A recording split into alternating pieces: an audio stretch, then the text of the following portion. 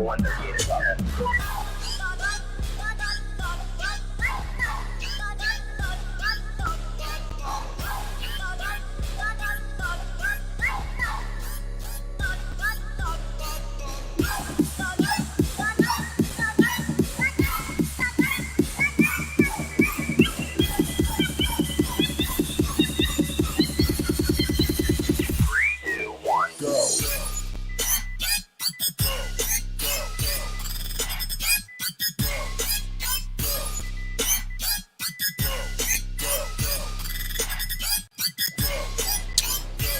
Hello, everybody, and welcome to another edition of the Paranormal Guyz.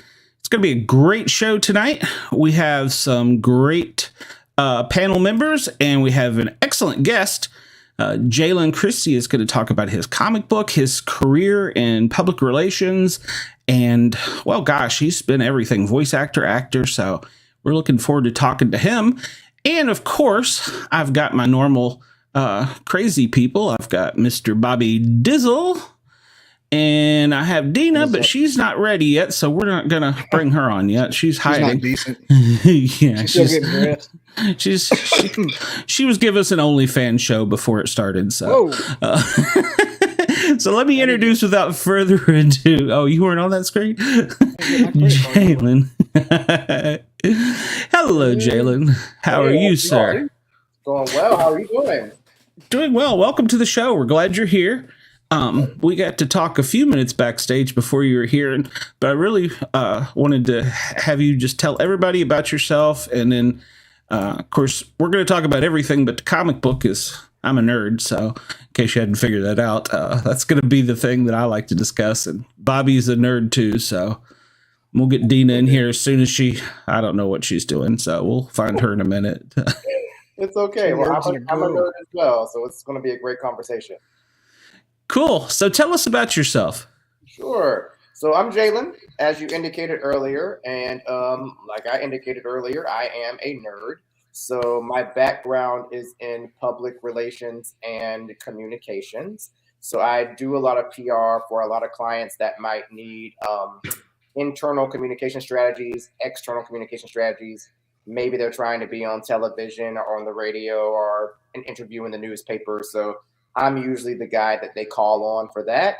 And then when I'm not handling public relations, I'm writing and drawing comic books. So, yeah. Awesome. So as a child, I assume you were probably, I know we talked about Nickelodeon. I assume you were a big comic book reader. Yes, indeed. Yeah. So I grew up watching the Super Friends. And that's before I realized that they were the Justice League.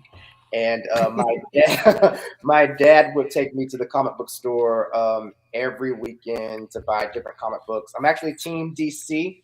Go DC. I mean, I like Marvel. I do like Marvel, but I root for Batman, Superman, Wonder Woman, The Flash any day of the week. But yeah, grew up reading comic books. Nickelodeon was my jam. Watched Nickelodeon religiously. Hey Arnold was my favorite cartoon as a child. I still watch Hey Arnold. Now I'm 36 years old, and all the Hey Arnold shows are on Paramount Plus. I still frequently watch Hey Arnold. Big fan of the Power Rangers. Still watch Power Rangers. Oh. And I'm wearing a Back to the Future shirt as well. So yeah, I'm a nerd through and through. Yeah, I was going to ask if you were DC or Marvel. So I grew up Marvel, Spider-Man all the way, watching him before school, and then coming home, and it was Speed Racer and Ultraman. Probably you don't remember those, but hey, don't count me out. I do remember Speed Racer, and I do remember Ultraman. I know that I watched Speed Racer. When I was a kid. Speed Racer was on Toonami, which was blocked on Cartoon Network. And I remember they tried to make it a live action movie that just failed miserably. Yeah. I did watch the cartoon as a kid. Yeah, I just turned 40, was old. so we're right there inside the same age, just about. So I just turned 40, so our age group is about the same. Do you remember the first episode of Hey Arnold that you saw? The first episode of Hey Arnold. I remember the first episode was when Arnold and Gerald were supposed to be fruit in a play that Helga Pataki was doing.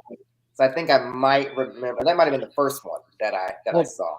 I was asking you that to see if you, because the first episode of Hey Arnold ever aired was right before the movie Harriet the Spy came on in the movies. That's right. And so they previewed Hey Arnold. So I'm like, this show was amazing. And then it just kicked off. That's the first episode I ever saw. Was right before Harriet the Spy. And I think Harriet the Spy came out in 1995, if I'm not mistaken. Yeah, so, it was 94 or 95. Mm-hmm. In the glory years, back in the good old days. Right, exactly. As far as I'm concerned, the mid 90s was the highlight of human history, and nothing else is. I don't even know if the Nickelodeon shows of today even hold a candle to what was produced. I can't do Nickelodeon today. It's just Ren and Stimpy on meth. That's all it is. I just took the good parts of Ren and Stimpy and just revved it up. Exactly. Precisely. And it's so much CGI too, the ones I've seen. So I kind of just flip by them. So now don't be knocking Ren and Stimpy. I liked Ren and Stimpy. So Ren and Stimpy's good, but they took they condensed Ren and Stimpy, and that's all they use is the stupid crazy part. Oh yeah. Well, also, like I said, I'm older than you guys, but Looney Tunes was for me, and now the new Looney Tunes aren't so weird. either. Not the same. Looney Tunes will never go away, though. They'll constantly find a way to reinvent it, and it will keep going until the end of time. Yep. Absolutely. It'll be like Mickey Mouse. He'll always have a Mickey Mouse show of some kind. So I used to have the tape from You remember Big Lots, the store? Yeah, had all the old stuff. Exist. We still have I think it did. here. I remember I bought a bunch of Looney Tunes tapes when I was maybe 10 years old, or maybe less, maybe younger. And they were all the ones where there was the World War II propaganda. And like half of them had Hitler in it. They had Hitler and shit in it. I'm like, what is? And I didn't understand. But looking back, I was like, oh my gosh. Daffy Duck was doing this. And a lot of those cartoons. Daffy Duck had his hair flipped over and his mustache. Yeah. Looking back, I was just watching the heck out of that, eating scrambled eggs. Right over our heads. Right over our heads as a child. Definitely. Yeah. Well, someone in the audience already has a question. They want to know, how can someone get into comic books? I don't know if they mean into actually publishing or making, or they're going to have to specify a little bit more, or just reading. Because reading is, man, there's so many out there right now. And with Amazon Kindle, you can go nuts. Oh, yeah.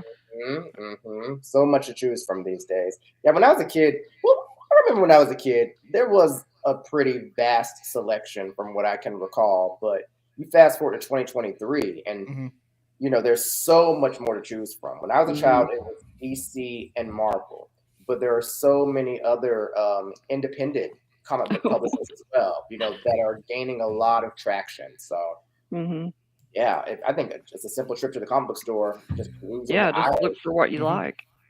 Absolutely. Yeah, it's a lot like novels. And you will find some you love, others you don't. I mean, it's this is age old as the Marvel DC. Right. When The Walking Dead first come out, I was like, why is this in black and white? Yeah. And then now I'm like, that was genius. Of course, everything Kirkman touches is gold. So, but yeah, so I was like, why would they do that? But then I bought and read every one of them. Yeah, I got them right over here. All Robert Kirkman. It's a good man right there. Good man. I love that. Yep. We got a guy here in Alabama. He writes that Backwoods Bastards. What's that comic book? Yeah, Jason. Backwoods Bastards. I think it is. Yeah. Nice. Yeah. Nice. If you've never read that one is a very odd take on no offense to Bobby with Alabama football in Alabama, but it's very backwoods, and it's all about a old school coach who like punches his players and stuff. Oh wow. And so yeah, it's a very good, it's a well written book, but it's definitely aimed at a different crowd. It's kind of like I'm drawing a blank. He also draws for or I don't know if he draws or writes or both for the Vampires in Texas one. I can't think of the name of that one, but that was a good series as well. But it's kind of cultish. So, but he did a really good job with the cult of vampires, though, because he had them all. He had a great back storyline before he started. So, but I meant to reach out to him and haven't done that yet. Got sidetracked, but Southern Bastards. Southern Bastards, that's it. Backwoods Bastards is a beer. I didn't know that. Really? Yeah, I was in my mind. I'm like, Backwoods Bastard is not, but it is something. I had to Google it. It's the beer. It's got a little hillbilly in it. Yeah. I hate that I knew both of those answers. That's all right though. It's okay. It's Well, okay. you are in Alabama. I did not know about the All the beer. way. I didn't either. I've never heard of It's it. rare. It's rare, like Pappy Van Winkle. Like Oh, it's that kind of cult following. Oh, is it that good? That's the question. I don't know. So I'll never know. you're a White Claw guy, we know. So. I like my Zimas with Jolly Ranchers, baby. Oh gosh, Zimas. I hadn't heard that in a God. long time. Well, Jaylen, somebody's already Uncommon Soul. Thank you. She has been looking forward to this show for a while. I want to know how the comic books are written or drawn. So, and that'll also lead us into how you got into obviously being a fan of so many things. How you got into it. Oh, Sure. sorry. So to answer the question, I think these days in 2023, most comic books are drawn digitally. So you have an iPad, and then the illustrator, does it that way. So everything's digital now for the most part. But I am old school. So when it came to my comic book, a friend of mine who's a very talented graphic designer, he encouraged me to draw my comic book on an iPad, but for whatever reason, my brain, it just was not, it was not working. I remember when I was in first grade, I had Mr. Burkhart. Mr. Burkhart was my art teacher. We did not have iPads back in the early 90s. We had paper and pencil. So for my comic book, I actually went to the comic book store and got comic book sized paper and then drew it the old fashioned way with the pencil. And then took it to Office Depot and then used their high resolution scanner. So I scanned it. And then I had a buddy of mine color it for me digitally. And we did it that way. Oh, okay. Okay. This seems like it would be easier to me, but I mean, I'm like you. I probably couldn't draw it on an iPad. It would be backwards to me or odd. Yeah, I think it's different. Like, I mean, there are really some very, very talented artists these days, and I mean, the vast majority of what they're doing now is on an iPad. And I do think there's something to be said about that, but I just could not. I think I tried to draw one panel, and I think it took me the better half of a day, and I just could not figure. I am so old school. I'm so old school. Just give me paper, pencil, a basic eraser, and I'm good to go. I needed a ruler so I could actually, draw my panels and get the sizing of boxes correct in the way that I wanted them. But everything I did was old school. It was old school for sure. Yeah. Yeah. The panels, when they used to come out, they were like, what was it, 16 by 20, I think was the size of them. And then after they would print them off and they were not going to do any more reprints, they would sell the panels. Oh wow! So yeah, you could buy them. I have a Spider-Man. No, it's not. It's a Spectacular Spider-Man and a Speed Racer one. So hanging in storage, the wife won't let me hang it. But yeah, they're like poster size. Yeah. Oh, I didn't know that. Yeah, that's the old school way, and I don't know how they took them from that and put them into print. I assume probably back then it was a lot of ink presses and stuff because because the colorer took over after that, so they don't sell the ones that are colored. The only panels you can buy are the ones before they're colored. And it's funny, the balloons are all glued on there because I had one of mine framed. And it fell off, and I was like, "Oh my god!" And so I kind of I messaged a friend, but they're just tacked on there because, as we talked about, the writer will change things and want to be able to take it off, so he doesn't want a permanent, or she doesn't want a permanent balloon up there. So true. And the very first one that I drew, I was so naive to the process. I actually drew all of my own word bubbles. I would draw the panel, I draw the characters and the scenery in the panel, and then I draw the actual word bubble with the dialogue, not knowing that that's a letterer's job. So when I did this comic book, even though I did it old school, with paper and pencil, after scanning it, it was colored, but then I took to Twitter to find a letterer and was really blessed to come across Matthias Zanetti, who lives all the way in Argentina. He saw my tweet and said, I'm a professional letterer. Like, I can do this for you. And I sent him all of the digital pages, and then he went in and lettered it for me. So he inserted the word bubbles and the pow, Kazam, Shazam, all of that stuff. That was him. I didn't know that. Like, I thought that was all, Wow. artists. That's a separate job. I did not know that. You interfered with the union. Wow. Yeah. The more you know, right? The more you know. It's crazy. He filed a complaint. Took his own letters. Bugs Bunny's coming after you. And Uncommon Soul, we have a couple sample pages Bobby or I can pull up and show here in a bit. So yeah, we will show some of them if you don't mind, Jaylen. I don't mind So we know how you drew them. How did you conceive these? What was your? I know you obviously are a superhero fan, but how did you conceive these? Sure. Okay, so Stink Bomb Man and the Brain Kids is the name of my comic book. And I think Bobby indicated earlier that it sounds like something that could be on Nickelodeon. Well, I'm glad he said that. Like That is the plan. All right, that is the plan. The plan was Nickelodeon. I always wanted to be on Nickelodeon. That was always my dream. But when I was a child, I just realized that there weren't a lot of superheroes that looked like me. I used to watch the Super Friends religiously. Love the Flash. Flash is actually my favorite superhero, even though the movie just bombed at the box office. I still like that. But sadly, right?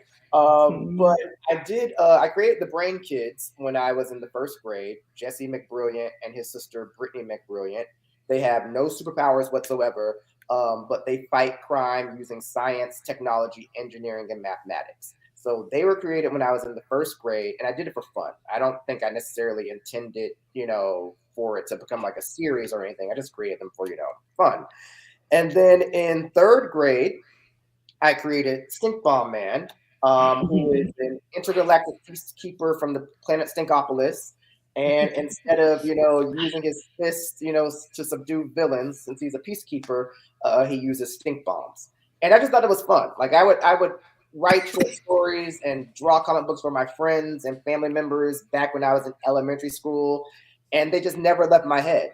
And then the friends that I had during childhood, they're still my friends today. So they would always ask, are you ever going to do anything with those characters that you created when you were a kid? So finally, I was just like, you know what? Let me sit down and see if I can actually build a concrete storyline for these characters and bring them into 2023.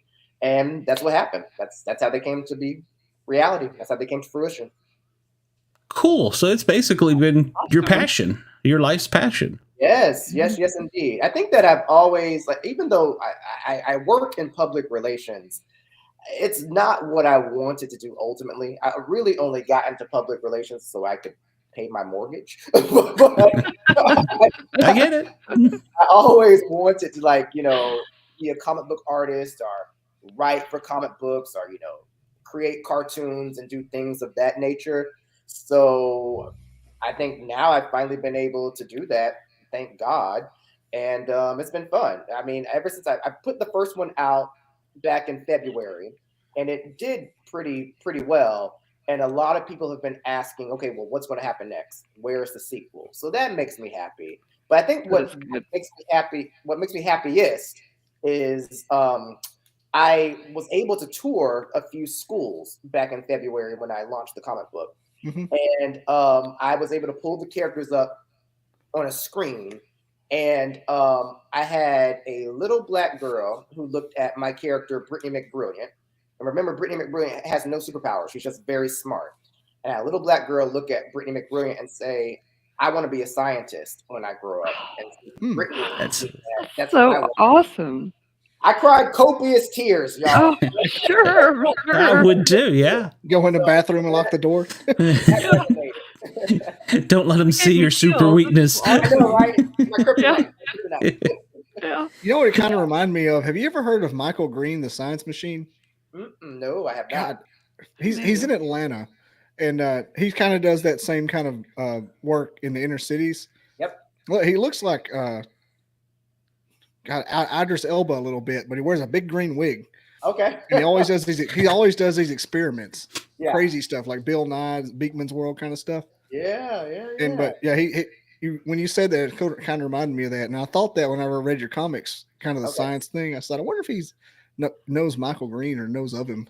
Well, I know of Bill Nye because I grew up with Bill Nye when I was a kid. Bill Nye, I think his show used to come on Saturday mornings. Yeah, and I used to watch it. Yeah, very similar. Just like it's like watching Hanging with Mr. Cooper, but it's Bill Nye.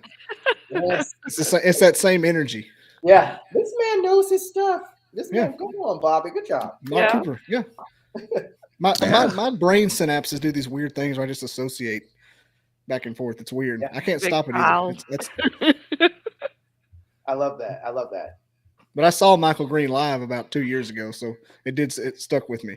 Okay, I gotta look Michael Green up for sure. Yeah, he's a science for every. You see him? Okay. Yep. Mm-hmm. Science for every in the number one.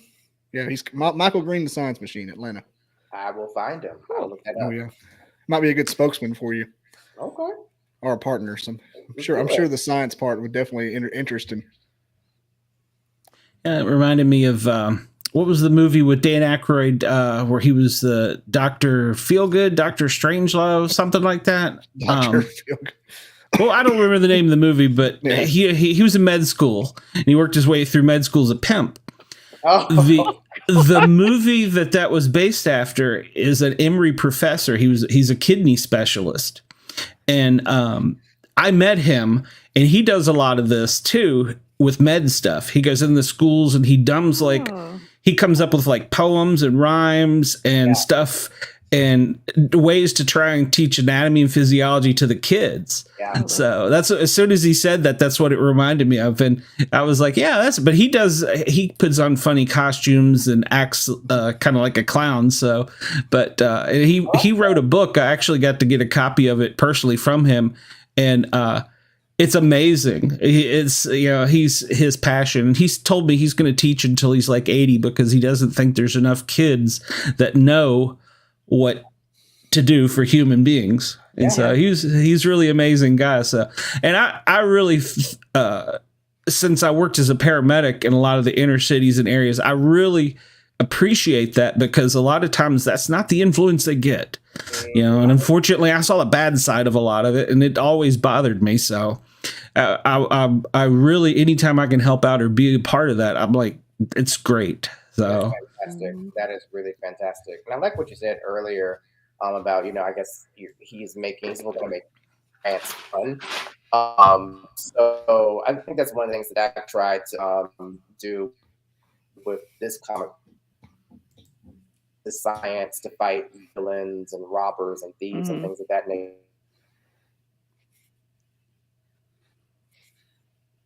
It's a science experiment that they're doing to subdue, baddies.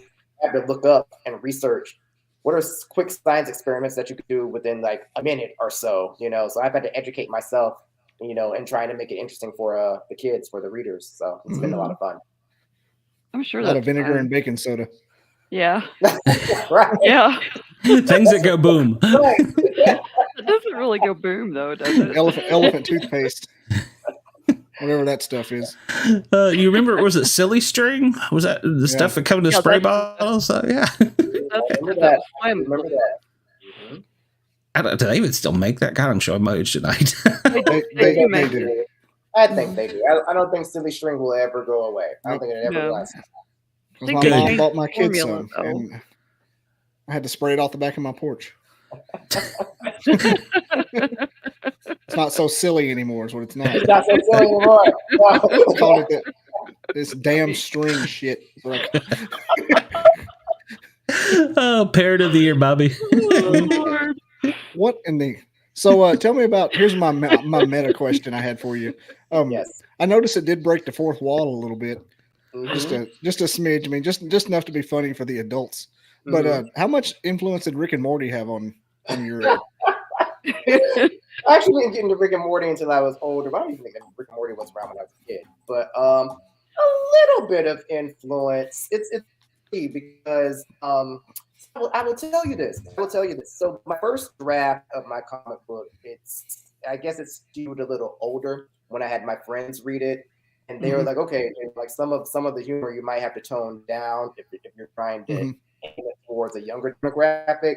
But I was like, okay, well, what can I do that will resonate with older individuals? So that's when I came up with the idea of breaking the fourth wall. And you don't want to do it too often. Yeah. But it's funny that you mentioned that because you're not the first person that brought up Rick and Morty. Some of my friends read it. They were like, oh, is this a subtle nod to Rick and Morty? Maybe. I don't know. Some of it felt a lot like a nod to Rick and Morty. Yeah. Morty is awesome. I'd have to go back and look, but especially the part where she's talking about how she has to go to HR. Yeah. Go to HR. Yeah, that's funny.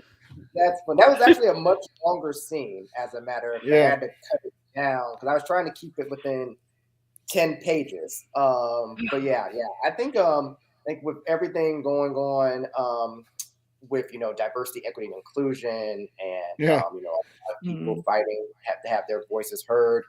I included that as a nod, for her saying that you're going to take me seriously, like I'm just as much a part of this team as anyone else. So HR. Good. Yeah, I'm glad that resonated. Yeah. Also, some of the drawing in that particular panel, that when he had that look on his face, like he was just standing there, and went, that looked like a Rick and Morty drawing too. Well, I appreciate you saying that. So my first few comic books, I would use the same 3 expressions. Every comic book that I would draw was like the same, but like my skill sets are limited. But when I challenged myself to do this one, I was like, okay, let me see how expressive I can be. So I would have to remind myself, okay, what is the character feeling in this panel, or what are they feeling? You basically said, really? Yeah, right, exactly, right, exactly. So I tried my best to convey that, but it got a lot of good feedback from my readers. They if I couldn't crack a joke, I could at least be funny with a facial expression, and that resonated with some of the people that read the comip book as well. So that made me happy. Yeah, I definitely felt it even on the 3 pages I read. I was like, this guy's. I figured you read it after Rick and Morty as a nod to Rick and Morty in some parts. Well, thank you for that. Thank you. Well, I need to send it to the producers. Maybe they'll adapt it into an animated series for me. Okay. They might need something else to put out once they drive the series into the mountain after they tried to cancel Justin Roiland over in the off season for nothing. Wow. I think they had to get a replacement because they fired him and it was a false accusation. Did they really? I did not know that. Yeah. So now they're trying to find a sound alike for Rick. Hey, yikes. Like, oh, you mean the main character? It's like trying to find a sound alike for Bart Simpson. True. Facts. Really? Mm-hmm. It may all be resolved now because I haven't checked on it in 6 months, but they did fire him at one point, and the accusations turned out to be dropped. Oh, wow. Well, if they were dropped, if there's no validity to it, then he should definitely be hired back. I think he told him to. Okay. I got my money. Have fun with that. Yeah. Don't quote me on that, but I think that's what happened. Okay. I know the first half did. I don't know about the last half. I gotta look that but up. They were dropped. I will definitely look that up because now I'm curious. Yeah. That show's so good though. That and Gravity Falls. I don't think I've ever seen Gravity Falls. Mm-hmm. It was written by Roiland's Justin Roiland and Dan Harmon's best friend.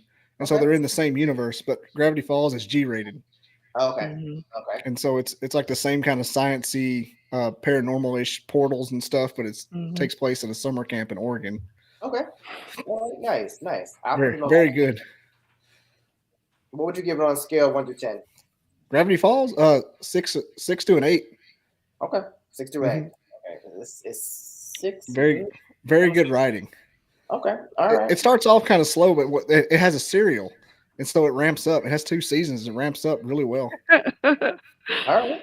At some points, I give it a 10. Okay. Probably about 8. How about an 8? I'll take your word for it. I absolutely will. Man, Bobby, you're really showing your inner nerd. I didn't even know this, so you hide it watch well. It with kids. That's the best part. It's got a good, watch it with the kids. Deep paranormal, interdimensional plot, and you can watch it with kids. I love that. Okay. Well, see now, Jaylen, we're gonna have to talk you into next comic book. You got to put a Bigfoot or something in there. So yeah, I have to. That would be awesome. Absolutely. I'm working my way through it. It's a 6-part miniseries, and a lot of my friends and family members have sent me ideas on who they want featured, or who they want superheroes to go up against. Now, I mean, I've heard the full gamut, I'm but sure. I will see if I can work Bigfoot in one of the future issues. Well, if you're out in a park or something, you just have it in the background, like a big furry bear-looking character. No, picture the panel. The stink bomb kid. Yeah. Okay. Is in the woods with what's her name? Bridget McBrilliant. Brittany McBrilliant. Brittany McBrilliant. Bridget. What the heck? She's not blonde-headed. Brittany McBrilliant. And she's like, dang, I smell something that smells worse than you. Look around, skunk ape. There you go. I like that idea. All right, I'll use that. I will use it. I think you should put Bobby Dizzle in your. Bobby Dizzle. Yeah. You can name the comic, or you can name the Bigfoot Dizzle. They really would call HR if I was in a comic. I love that. I'm HR's worst nightmare. Well, I know when I grew up, like I said, Spider-Man, and then I started getting out and talking about they're looking at trying to find other things, branching out. One of the characters that I thought about was Steel. Do you remember Steel? And I think that DC's bringing Steel back. I think he's like retired Steel, and now it's going to be his daughter. I haven't quite figured out the storyline yet, but that was one that I always thought, and I liked a lot. I liked the back plot. I liked the whole storyline of it. Yes, so I do remember Steel, and you are absolutely right. His daughter is currently in the comic books now. I think she's featured in Superman comic books. I don't think she has her own series, but she's been featured in the Superman comic books recently. I do remember the movie with Shaquille O'Neal as Steel, and it was terrible. Oh yeah! Gosh, I'd actually forgot about that. Yeah, that was bad. It was not good. It was not good. It was not good. But yeah, he needed Denzel. Yeah. He'd have to bulk up a little bit, but that is funny. That's funny. Yeah, they needed Denzel. Yeah, they needed Denzel, because that movie was just not it. And what year was that? 1997, if I remember correctly. Really? Yeah, I think it was 97. I don't remember that. Yeah, well, no one does. It flopped horrendously. Wow. Until you mentioned it, I totally forgot about it. Yeah. I remember that one. I do remember that one. Yeah. Crazy. Okay. We actually just had a trivia question 2 weeks ago about everybody remembers Shaquille O'Neal playing a wizard in a movie, but he didn't actually play a wizard in a movie. Not a wizard, a genie. Sinbad. Yeah. It was Sinbad, but everybody remembers Shaquille as that. I think it's reversed. I think Shaquille actually played the genie. Kazam. For whatever reason, we think it was Sinbad that played the genie. Because Shaquille O'Neal played Kazam. Yes. But for whatever reason, we think it was Sinbad that did it. That's what it was. Right. Yeah. Sinbad was a genie in something. I remember that. I agree. Like, I'm telling you, Sinbad, he played a genie in something. Like, was it a commercial or something? But like, he was in a genie outfit at one point. I cannot remember, but I know he was a genie in something. Yeah. That's the one that's the what was it? Mandela effect that we were talking about. Yeah. That's right. Yep. Yeah, everybody remembers. Rock City was in Tennessee when I was little. Now it's in Georgia. Yep, you're right. You're gonna just hang on to that, aren't you, Bobby? It wasn't when I was little. When I went to Rock City, it was in Tennessee. Now it's in Georgia. Well, there's been apparently Georgia has been disputing a lot of landlines here lately. I read an article in the AJC about it, and they did reclaim a section of Tennessee from them. I don't know. I didn't get into the specifics, but I read that and I was like, well, it could be Rock City. I don't know, but interesting. Okay. So you're from Orlando or Florida, right? Yep. So I was born and raised in Tallahassee, Florida, but I'm currently living in Orlando, Florida. Yes. Down there around the Magic Kingdom. So Right down the street is the Magic Kingdom. Yes. Well. Yes, indeed. I actually worked for Disney too, briefly, back when I first moved to Orlando. I had a contract position with them for about 2 months. It was a lot of fun. I got into the park for free. That was a nice perk. Yeah, this is the house of the mouse for sure. Orlando is definitely a tourist destination. Yeah, sure. So did you see Underground Disney? I wish. Well, I wish. Everyone always tell me that when I was in the pool. I tried my best looking because there are supposedly there are tunnels underneath. Yeah. Parks. I do believe that there are. I really do believe it, but I didn't get a chance. I think there are. I'm pretty sure there are. I mean, it's just there. I don't see how there couldn't back be. And forth.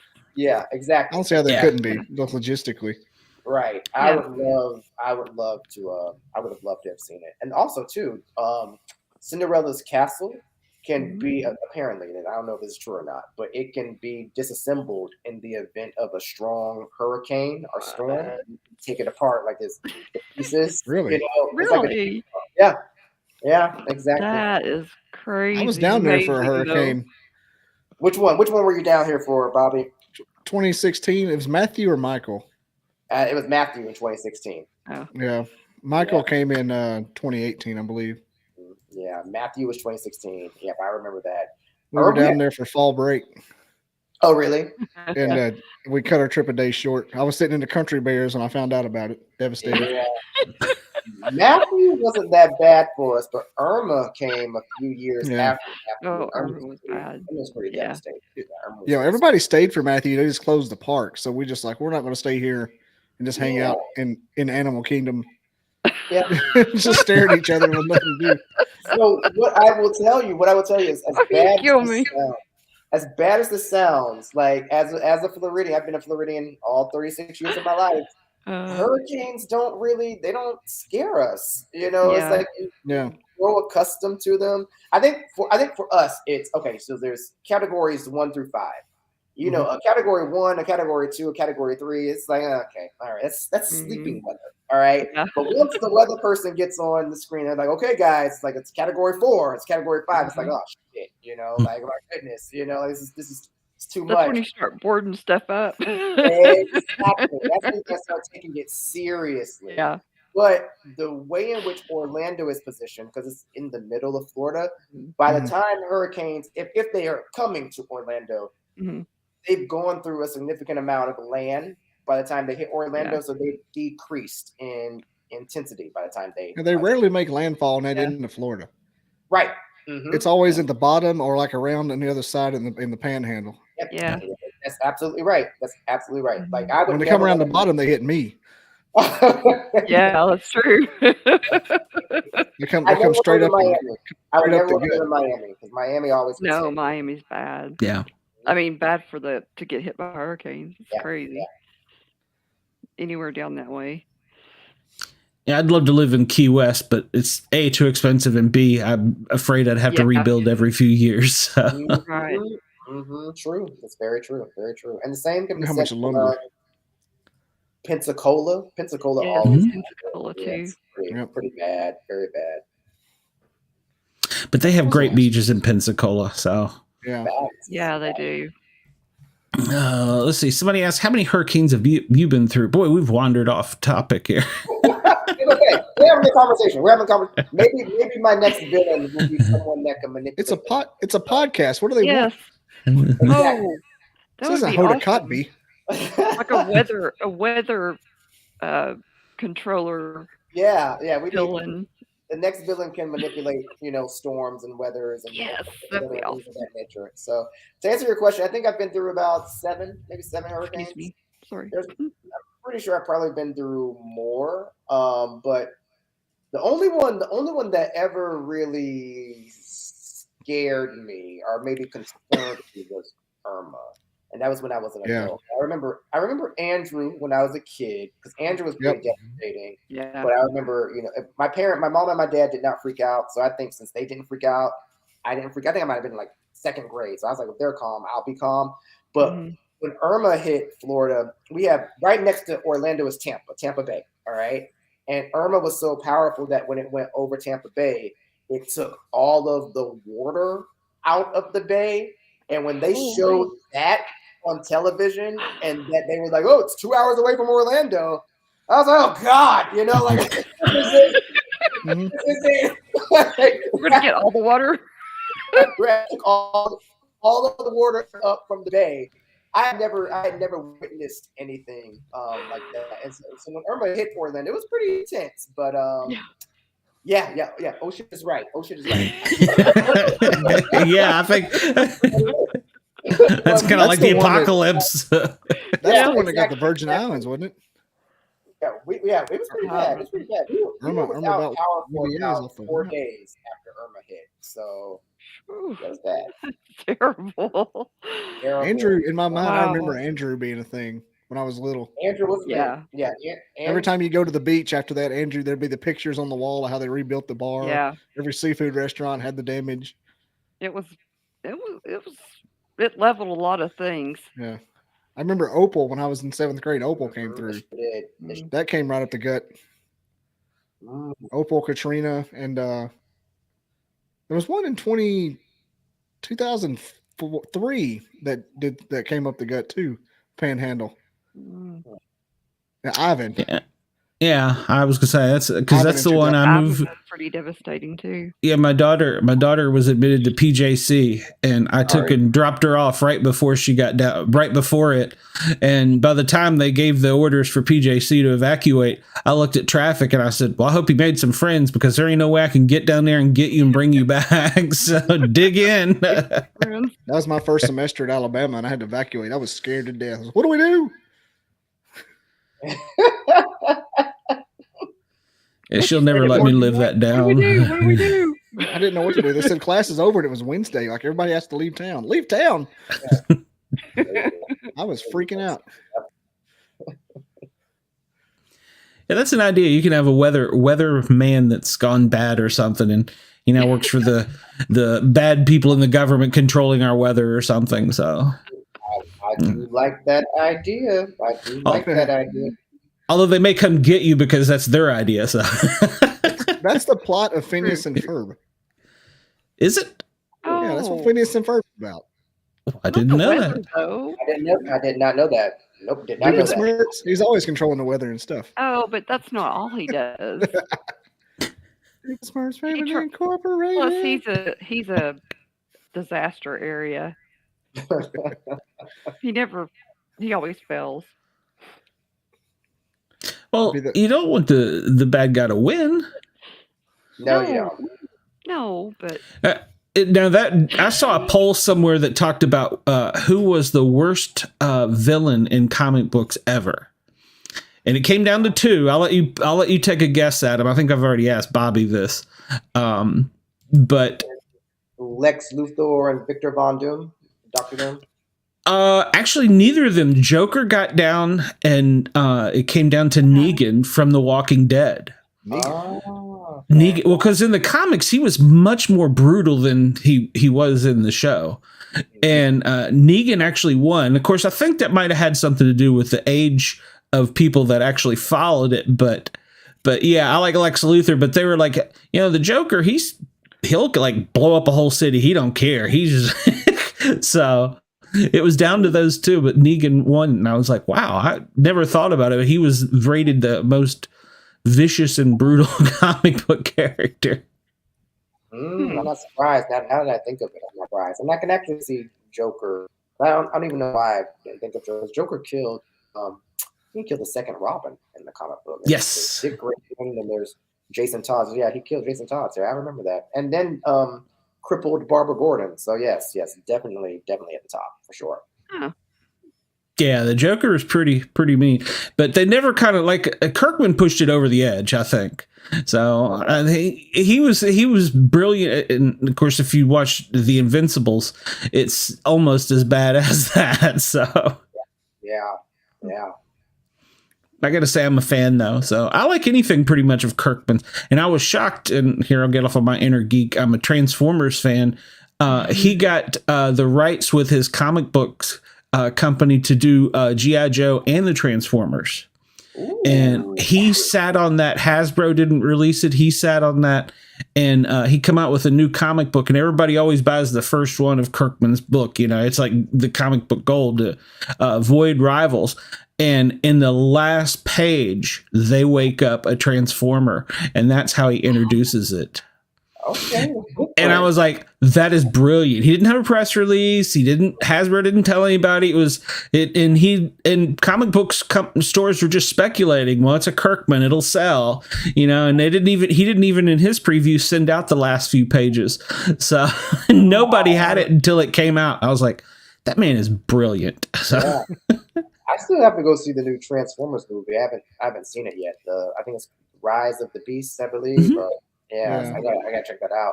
I was really into the Beast Wars animated series back when I was in elementary school. Beast Wars is Transformers as well as instead of cars. But I had every Beast Wars action figure when I was.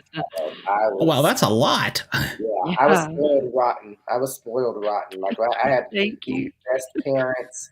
Every time the deal was, if I made good grades, they'd take me to Walmart and I'd get a Transformer, a Beast War Transformer. There were so many to choose from. I had like 100 of them to choose from, but I had Beast all Wars. of them. Yeah, I don't know where they're at now, but I loved them. Loved them. I was like that with Jurassic Park. I had every Jurassic Park toy there was. Yes. What did you think about the Jurassic World reboot? Did you like it or not? I think that it did what it had to do. I don't think it did better than part 3 of Jurassic Park with William H. Macy, whatever the hell that was. Yeah. Part 3 of Jurassic Park 3, if you're that deep into the franchise, was all the stuff they left out of the book in part 1. Oh wow! Okay. That's all part 3 was the rest of the book. Okay, and it was like blatantly obvious too. And it's like it was like in a sequence that they left it out too. It wasn't even like mismatched. But I think it was good the way they kind of blew up the island, and you saw that original Brachiosaurus and disappears into the smoke, and then you get over to was it part 3, Fallen Dominion, when they're in like a Turkish market and they got those. I thought it was pretty good. I thought the callbacks were really, really nice, and it had Dotson. Dotson was the main character. Yep. I was like, that's all I needed. Dotson. Universal Studios Islands of Adventure is one of the theme parks here in Orlando. They recently opened the Velocicoaster in the Jurassic Park section. It is my favorite roller coaster. That is thrill ride. That is a thrill ride for sure. It's very scary, very, very scary. Sounds but good. I love it. I love it. I think they did well with part 3, Dominion. Yeah, it was a good movie. I like the fact that they brought the 3 main characters from Jurassic Park into it. They don't need to make another one ever again. Just lay off of it. No, Stop. Just let it die. We're done. We don't need a reboot. We do not need a reboot. As a matter of fact, if Jeff Goldblum and Sam Neill could just die so they couldn't, then that's about the only thing that's going to stop them. Not that I want to see the end of Jeff Goldblum. Of course. We all love Jeff Goldblum. I like Jeff Goldblum. Love him so much. Yeah, Jeff Goldblum, he's a gift to the world. He's a gift to the world. He's a precious jewel, that man. His episode of Seinfeld's riding in cars, getting coffee is slays me. Okay. He's like, I haven't seen that. I don't like coffee. I just have hot water. Yes. Hot water. The whole show's about coffee. Jeff Goldblum doesn't want coffee. Oh man. He's interesting. He is he's an interesting different guy. Yeah, he's very different. He's very different. Yeah. I was like, how long is the ride on the roller coaster?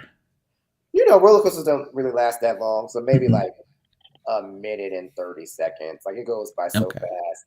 But there's so many loops, and then it takes you up, and then it does this thing halfway through where it accelerates like again. So it's like whoever designed it did a fantastic job. And then it's not, the roller coasters that I feel the most safe are the ones that have the handlebars that you can grip them here. But with the Velocicoaster, it's just over your old school. Yeah. Old school. Yeah, it's pretty scary. It's pretty scary, but I loved it. Every time I go, that's the first ride that I get on. That's awesome. Yeah. We'll go together, Bobby. We'll let Dina run the show. Yeah. Then Well, we'll play Florida next. We can go down to Gainesville and just go the rest of the way. There you go. I'm in. Oh, You're not leaving me and going to Florida without me. Oh, well, we may have to have Brenda in charge then. Okay. We're just going to take it on the road. Jaylen, we'll come visit you. You can be our tour guide around Orlando. Absolutely. Let's do it. I haven't been there since the 80s, I guess. So, well, I drove through there last summer, but I haven't been there since like the 80s and stayed and spent any real time. Well, no, that's not true. The Atlanta Braves used to play spring training in Orlando, and I would go see them there occasionally. So, yeah, at ESPN Wide World of Sports. Yeah. They've moved. I don't know where they play out of now. It might be Tallahassee, but they're no longer there. And I hated that because when the kids were younger, like I said, I'm showing Mage tonight. I would take them to the spring training. I love that. So my job's been trying to send me down to the Cape Canaveral for the last 3 weeks. Oh, like, you need to give me more because they're doing a launch down there or something. But they need to give me more time to plan it. I'm like, I can't just leave for the middle of Florida for a week straight out of no warning. You work for the government, Bobby. They can do what they want. They can go, all right, you got to go. I'm glad they haven't, but yeah. Yeah.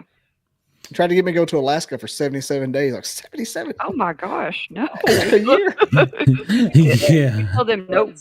I'd come back divorced. You're right. You better pack warm. Shout out to Bobby for Whataburger. That's my favorite fast food restaurant. We don't have any in Orlando. I wish we did, but I love Whataburger. Like there's any in the South. What? There was a mutiny to get it on the way home today, so I was forced to get it.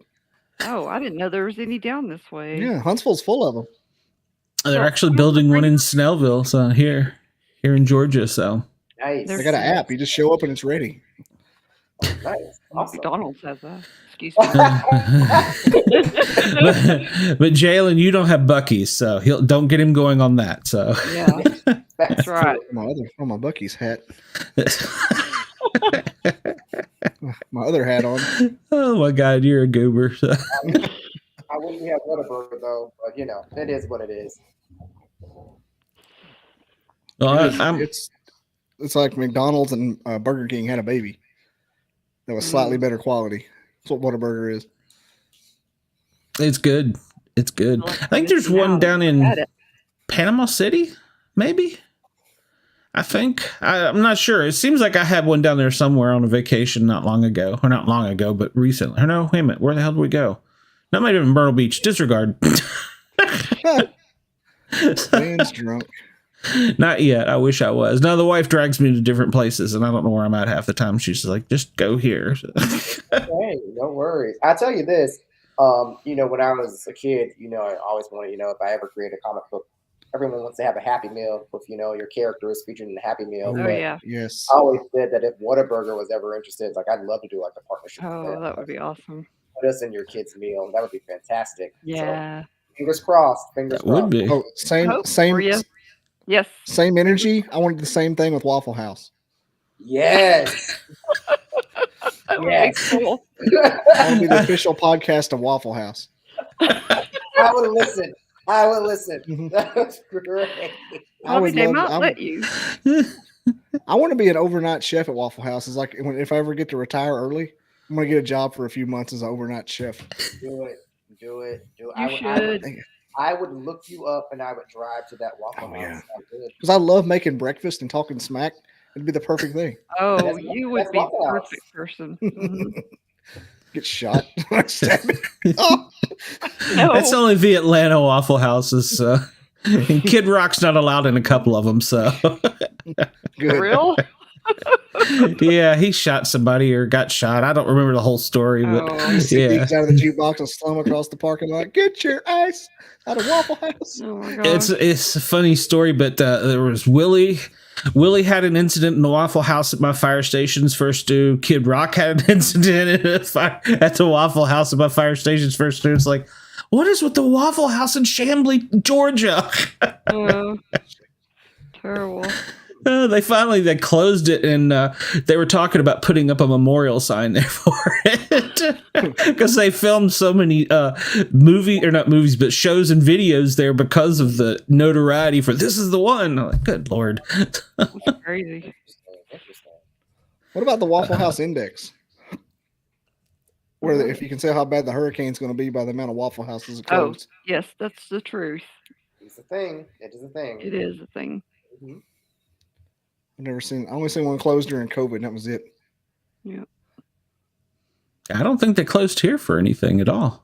I don't think. They did for a minute. Know. They might have, but it didn't seem like long if they did. So, of course, we weren't allowed on duty to go out anywhere. We had to bring everything with us.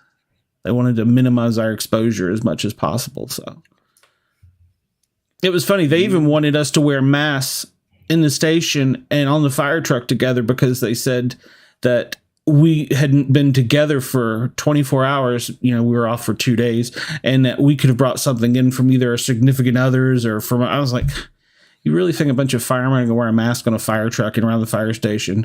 That's a politician's dream. That's what that is. So exactly. Precisely. So you've got number 2 in the works. Mm-hmm. What can you give any hint on the storyline on that? I can.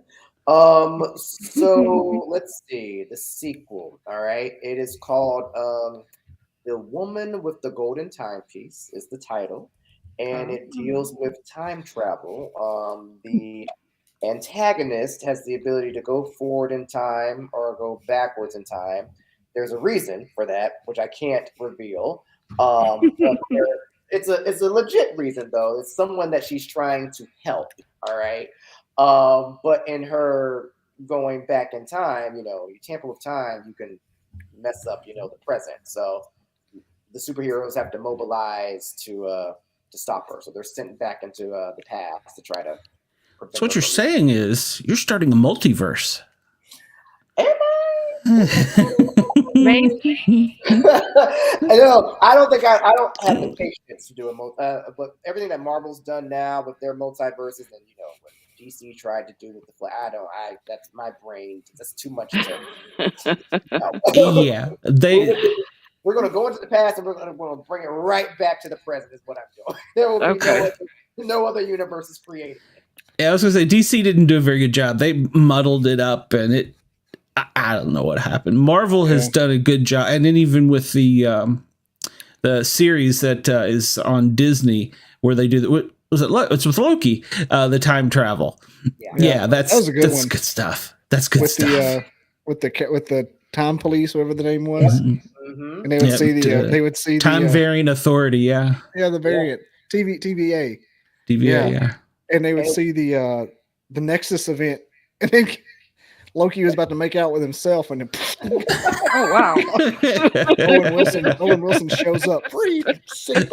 That's got renewed for a second season as well. Yeah. So, it was such a good show. I don't care what anybody says. I liked it. It was good. It's going to be funny when we get book 2 of the of Jaylen's book, and it's like a really dark baby Hitler. I don't know what the hell. I'll tell you this. I'm really, really close with my friends. I love my friends. I love my family members. So whenever I'm in the brainstorming phase, I always make it collaborative because all of my friends are nerds. Even the friends that I never pegged as nerds, when they realized that I was writing a comic book, they all volunteered to give me some of their ideas. Like, Jaylen, do this. Jaylen, do that. Jaylen, write this, So when I told them that, okay, the next one deals with time travel, what period, what decade should we go back to? Or if I went to the future, like, what do you think I should explore? And each of them, like, I have a friend of mine, one of my fraternity brothers, he's a lawyer. And this man does not present nerd at all, but when he found out that I was, moving forward with the sequel, the man stopped working on a case. All right. He the files down. It was like, then I've got ideas for you. This is what I think. Oh my God. Wow, okay. Understood, So, he's guilty anyhow. Let's talk about this. They not getting off anyway. Here's what you should do, Jaylen. Here's what you should do. So we'll see what happens. It's very collaborative. That's kind of fun. Yeah, it is. That's the best way to do it. There's actually an author, historical. There's a name for it. Alternate history. Harry Turtledove. Have you ever read any of his stuff? No. Check it out. He has rewritten World War I, World War II, the Civil War.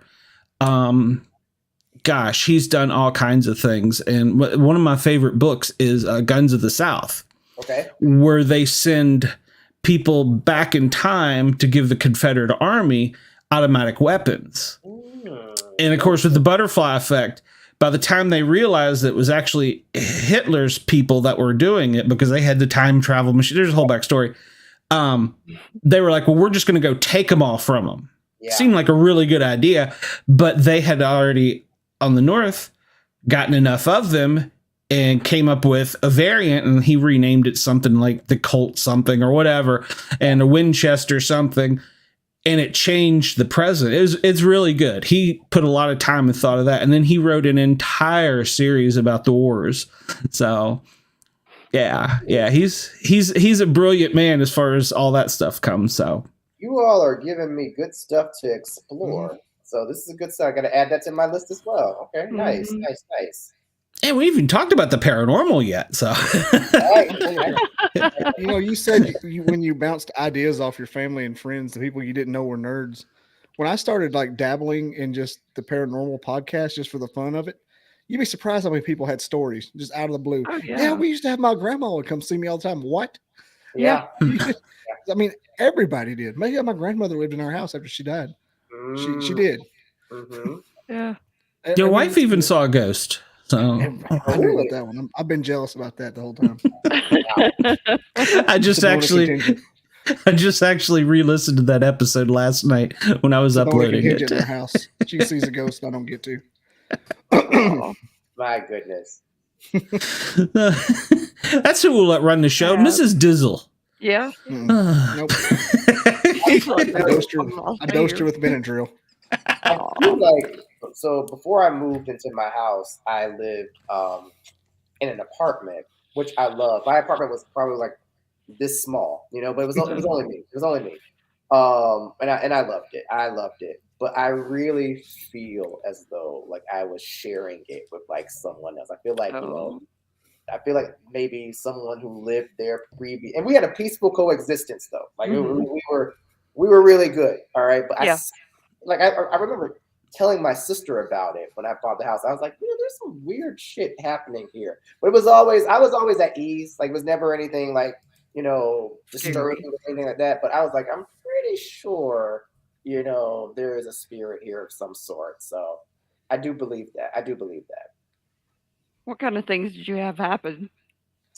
I remember things like, closing the door. And I know for sure the door was closed, but then the door opened, or like the microwave door open, or like the refrigerator would make weird sounds. Or I put like a pencil down on my desk, I come back, it was like at another spot, Yeah. But we had like a peaceful. Have you ever read the book Lovecraft Country? Has anyone heard of the TV show Lovecraft Country, which is based on the book Lovecraft Country? I've heard of the TV show. I never saw it. Okay, well, so the book Lovecraft Country is just a series of short stories that deal with the supernatural, and then the TV show took those short stories and then stretched it into a miniseries. Okay. But there was one short story about this woman that was living in this house. She just bought this brand new house, and there was a spirit that was in the house as well.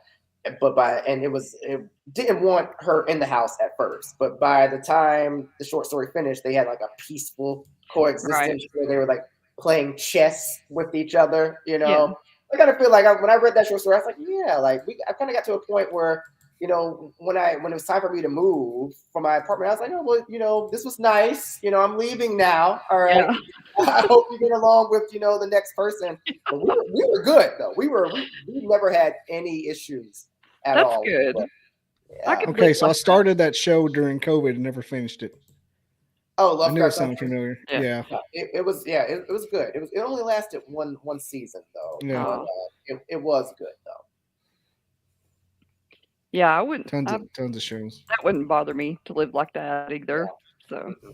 Nah, it wasn't. Playing bad. chess. yeah. Just invite Bobby's wife. She'll see it, and none of the rest of y'all will. So We thought my college apartment was haunted. It was just black mold. Oh, Lord. oh yeah. Yeah. That's Terrible. Sealed my Nice. lungs up. Had to go on antibiotics and Allegra. I lived a haunted fire station at one of the last stations I was at. So yeah, and there was no doubt. We were sitting out in the bay one night. It was late, just telling tales. And we had an old hazmat response truck that was parked there for no apparent reason. It was like a 1987 Chevy minivan. The damn thing, the battery would hardly ever crank on it if we ever needed it. And we were all sitting there, and we hear this creaking noise, and it clicked. That's the brake pedal of that van. And we looked up, and the brake lights came on because there was no battery power to speak of. They just started sparking and arcing, and we're like, all right, we're out of here. That's weird. Yeah. And then it slammed our bedroom doors, or would open them, or open your locker doors, or slam your. That was always an adventure, because metal like a school locker is what we had at the station. You're dead asleep, and you got one of those in your in your bedroom. One of those slams at 2 a.m. when you're toes up. Yeah. That'll scare the hell out of me. Absolutely. Yeah. One of the guys came in one night he heard something in the kitchen, and he went in there, and every kitchen cabinet door was open. The drawers were all pulled out, and the refrigerator was open. And he thought somebody was messing with him, so he snuck around, and he is peeking in on people's rooms and stuff to see if they're awake. And he's like, everybody was snoring and was so out of it, I couldn't even wake him up. I was like, going, hey, come here. I want somebody to see this. My goodness, it's real. It exists. Yeah. Mm-hmm. Yeah, I came in one night to my station when I worked in Tennessee, and we had a couch on each side of the living room, and the TV kind of sat in the front, and there was like a bay window, and then there was the door. And I came in, and there was one guy sitting on one couch and the other guy sitting on the other couch, and they were staring at each other, and the front door was open. And I looked, and the back door was open, and I said, y'all have a long night? And he goes, we haven't slept, and we didn't get a call. And I'm like, okay. He's like, we fell asleep on the couch. He goes, something opened the front door screaming like a banshee and ran all the way through the station and out the back door. And neither of us have been to sleep all night. Wow. What was it? They Don't didn't know. see anything? Don't know. I woke up one night and there was a dog in the room with me, but there wasn't a dog in the room with me. Oh, Yeah, that station had some issues. Where was it at? This is Granger County station. The station that burnt to the ground. The one that burned to the ground right by the hanging tree. That one was they had the morgue, the ambulance service, and the hanging tree was in the back lot. And we would not go in that back lot at night. We would not do it. I wouldn't want to either. That's some scary crap. Yeah, that was a strange station. I enjoyed my days there, but I'm so glad that I don't have to go back and do them. Yeah. Let's see here, Jaylen. I got one. Oh, let's pull this down over here. Well, I'm sorry, Dina. I'll make you smaller for a minute. So tell us what we're looking at here. Oh, okay. So these are my leading characters of Stink Bomb Man and the Brain Kids. So we can go from right to left. So the green background, that is Dr. Beaumont McBrilliant. He is the grandfather of Jesse McBrilliant and Brittany McBrilliant. He's also the father of Jeffrey McBrilliant, who is the Brain Kids' father, who's disappeared under mysterious circumstances. So the Brain Kids are, while they're fighting the villains and trying to keep the city safe, they're also investigating the mysterious disappearance of their father. So Dr. Beaumont McBrilliant is the person that helped the Brain Kids invent their technology to become the Brain Kids. And then next to Dr. Beaumont McBrilliant, I'm talking too fast, Cranium. Cranium is their dog. So Cranium assists Stink Bomb Man, the Brain Kids, occasionally when they're fighting crime. And then in the purple is Brittany McBrilliant. And then orange background is Stinkball Man himself. And then blue background is Jesse McBrilliant. And then in the pink is Governor Brenda Sally. She's the governor of the states, and they're helping her keep the city safe. She was also a good friend of their father who's disappeared, so she's helping them investigate his disappearance. And then towards the end, on the left side, that is Gloom, who is the mysterious antagonist of the series, and we don't know what Gloom is up to. We just know that Gloom is involved in the central mystery regarding where is Dr. McBrilliant. So we'll find out what Gloom's big scheme is by the time we hit the final issue of the miniseries. But right now, it's shrouded in secrecy. Is Gloom kind of like when they would show Thanos in the first Avengers? Like, who the hell's that? Right. Well, we teased. Gloom was teased in the first one.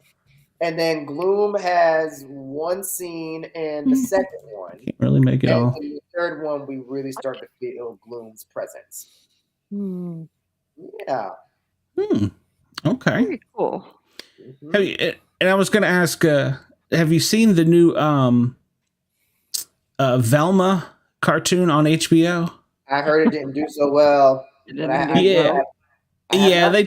They tried to adult it. They tried to adult it up a little bit too much, I think. So okay, yeah, I read some reviews, and yeah, I didn't think that it was doing well. I read that it wasn't doing all that great. So yeah, it reminded me of that because she spent the entire first season looking for her mom. Did she find her mom? Was she successful? Yes and no. We think at the end of it she might be a clone or a robot or something. I'm not really 100% sure what she was supposed to be, but she may be. And then of course the season ended. So, but yeah, they tried to adult it up a little bit too much, and they tried to hurry it. I felt like because they were trying to get everything in like 20, 30-minute shows, and they only had like 6 or 8 of them. So okay, yeah. But now, go ahead. I'm sorry. Go ahead. I was going to say, on the other hand, Harley Quinn, the comic. Harley Quinn is great. God, that is an amazing show. I love that. I'm addicted to that show. Fantastic series. It keeps getting renewed for seasons. It's really, really good. Really, really good. And they adulted it up just fine. It did just enough. It works. Like, and I like that. It doesn't take itself seriously. They crack on the source material. It's phenomenal. It really is a good show. What about Twisted Metal? Which one? Oh God! Twisted Metal with the Falcon. Twisted Metal. I don't even think I've heard of Twisted Metal. Yeah, it's based on the video game. Okay. It's got the Falcon as the main character. Yeah, it's a Peacock. Yes. Anthony Mackie. I think now that you mention it, I saw a clip from it. So it's already out. Yeah, I mean, it's got 10 episodes. I think it's already all out. Nice. I thought it was pretty good. It's a little fun watch if you're eating pizza on Saturday.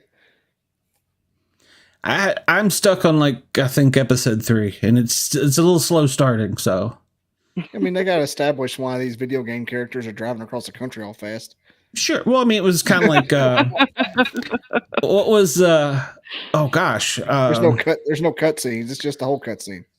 Oh, okay. What's the DC comic character that the wrestler's playing right now? Sweet Tooth. No.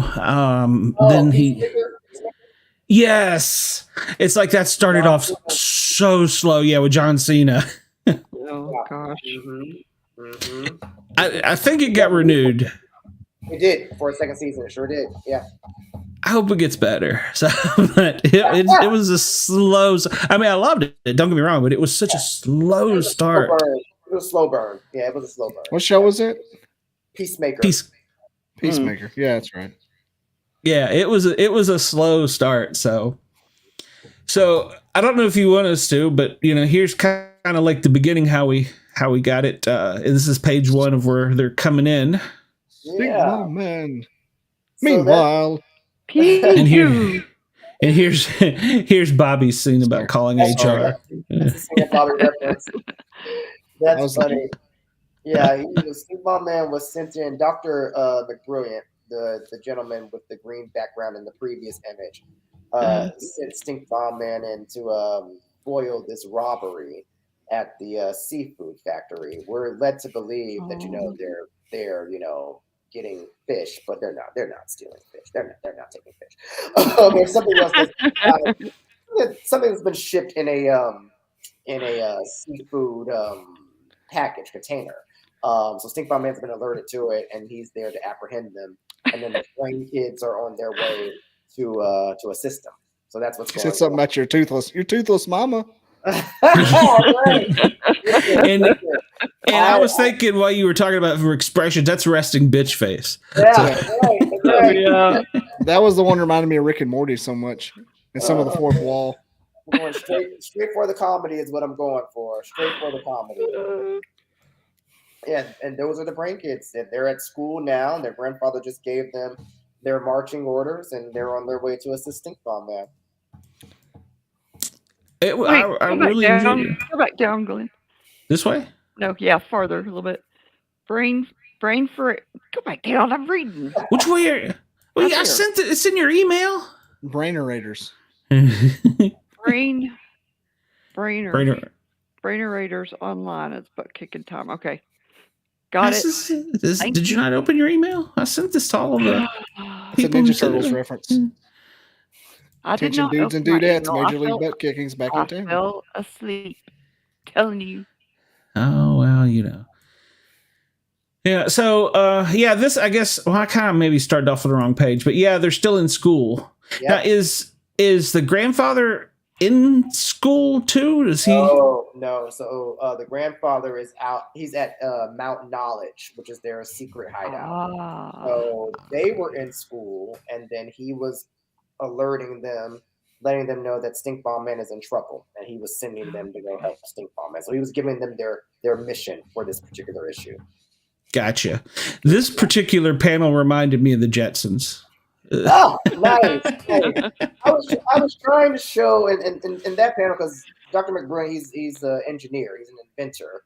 So I was like, well, what can I do to let readers know that he's smart? So all of the gadgets and robots and machinery that surround him, those are things that he built himself. Because in this particular issue, it was only 10 pages. So I was trying. It kind of serves as like a pilot, so to speak, for the series. So I was trying to squeeze as much stuff as I could within those 10 pages. So that's what that's about. Yeah, that were as soon when I saw that, I was like, "That's the Jetsons." Yeah. It was also a good cartoon series. I did watch the Jetsons as a kid. I sure did. It was a good cartoon series. Yeah. Remember when the Ninja Turtles used to come on? It I said Donatello does machines, and he had that big coffee machine. Yeah. That's what it reminds me of. I got Leonardo Leeds, Donatello does machines. That's right. That's what that coffee machine reminded me of. And that was just the couple of pages you sent us. And I know some people are already asking in there, where can they find it? Sure. So the comic book is available for purchase on my website, JaylenChristie.com. That's JaylenChristie. But yep, you can go to my website and purchase it there. And I did it for fun. I never really gave myself a goal regarding how many issues I needed to have sold. It was just a childhood dream realized. And I didn't, like I said, I didn't really give myself any expectations. I just wanted to cross it off my list and get it done. But it just, once I published it, it just took off. You were self-published, right? I self-published it. Yeah, this was a passion project. It was an uphill journey. Lord knows it was an uphill journey. But the beautiful thing about working in public relations is I was able to forge a lot of positive relationships with a lot of local news reporters that when they met me years ago, I had told them, I have this comic book idea, we'll see if it ever happens one day. And a few of those reporters who were still around in Orlando, they were like, well, Jaylen, if it ever comes out, let us know. Like, we'd love to do a story on you. Maybe back in 2010, 2011. And those same reporters, when I debuted my comic book back in February, one reporter in particular, her name is Ginger Gadsden, she reached out to me and said, "Hey, I remember you talking about this like a decade ago. Would you be willing to have me, interview you and do a story on you?" And it's just been great. Friends of mine have been telling their friends, and my mom is like my pimp. I feel like That's awesome. she's been pimping me out. They go basis, She's like Michael Jordan's mom. I know, right? Exactly. So it's been great. It's been really good. I've been really blessed. Good. Now, just out of curiosity, how do you, since you self-published it, did you bought them all yourself? How many did you make? Yeah. So here's what I did.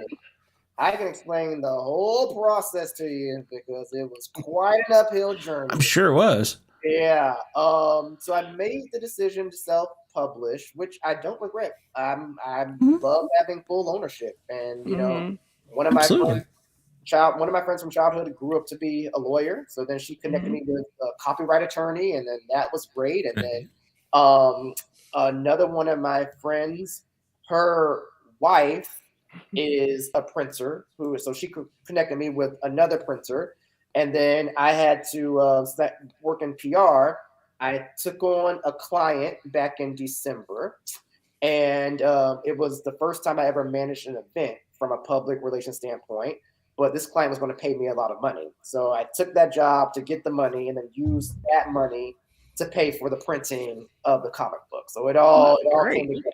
I started off with 250 issues first just to play it safe, and then blew through 250 in like 3 months, and then had to do another printing. But I think, now I'm getting teachers reaching out to me saying, "Can you come talk to our school?" The local library system emailed me last week and said, we do like special, get to know the local author series.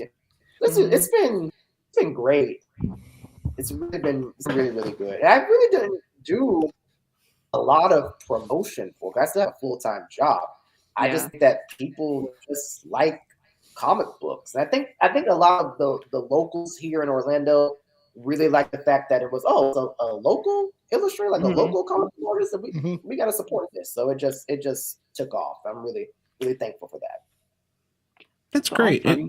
And I wasn't trying to be nosy. I make patches and coins and things, and I know I have to buy them up front, and I usually have to buy like 100 at a time, and of course all I'm doing is the artwork and then the fine tuning of this got to be this color, that color and stuff.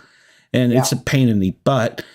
But I have to buy it up front. So that's why I was curious. Is there like a minimum for, not that I would ever publish a comic book. I got an idea in my head, but after talking to you guys, it sounds a lot like work. I think this it is work. I could do from like 250, I think, to like 600, I think was what they told me when I first approached them.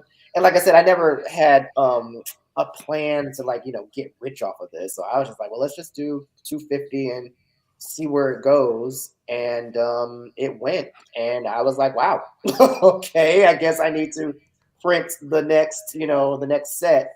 But it's, all of this is brand new to me, supply and demand. Like, that's not my whole thing, So I'm still trying to figure things out. Like, I got an LLC before the launch of the comic book, and then I had to work with a financer, to walk me through, this is how you, move money to your business account, and don't touch the business account because it's not a savings account. You strictly, I didn't know any of this stuff, so don't get put in prison. Learning as I go. Yeah, make sure you keep your money straight there. Exactly. And in the middle of the night, you're printing out labels to put on envelopes so that to take them to the Yep. It's a process.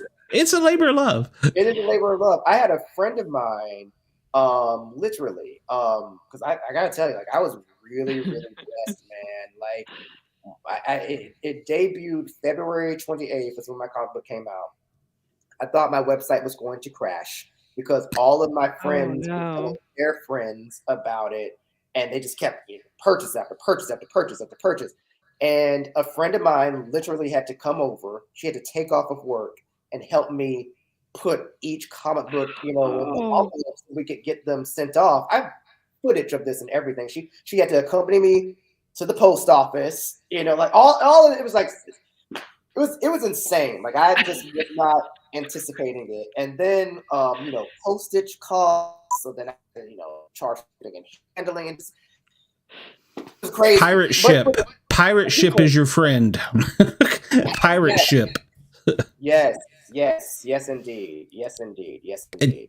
I had to learn that the hard way. Yes, pirate ship is your friend. Don't believe eBay. Well, if you ever go on eBay, don't believe them. Stick with pirate ship. I know now. I'm kind of dealing with that crap right now with merch.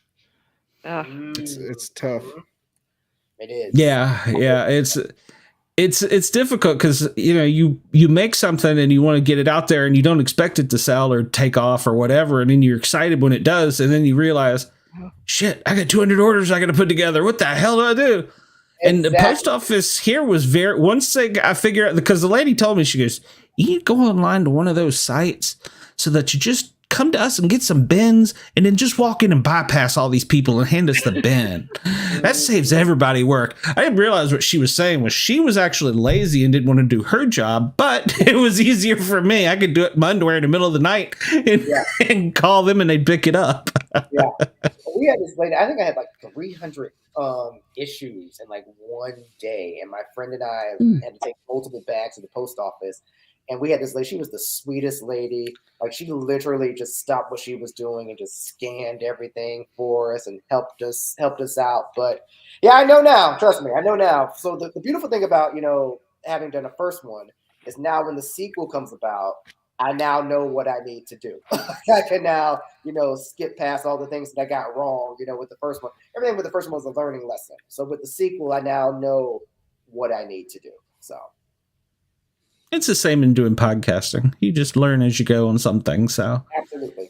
And your flow will pick up, and you'll be able to do it much easier. So, and you'll get more than RBF on your characters, even though I did like that. So the resting bitch face.